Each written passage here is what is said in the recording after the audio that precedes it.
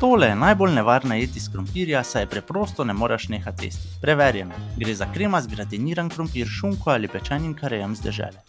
Priprava je enostavna, je pa nekaj trikov, ki se jih držim. Šunko ali pečen laks karej tanko narežemo na manjše kocke. V nameščeno ponev stresemo sesekljano čebulo, mesnino in pražimo, da zadiši. Krompir za pečenje tanko narežemo. Najlažje to naredimo z mandolino, lahko pa tudi z nožem. Naj bodo rezine enakomerne. V skledi zdaj krompir začinimo s soljo in poprom, dodamo česen, prepraženo čebulo, prepraženo meso, timijan in sladko smetano. Sledi še sir in premešamo, da se vse poveže. Krompir tesno razporedimo v pekač, da dobimo več plasti.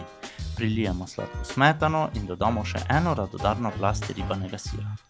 Sledi pečenje in trik. Pekač s krompirjem damo v globok pekač, ki mu prilijemo vodo, da smetana ne zavre in se ne sesiri. Joj, kako je to dobro. Naj tekne.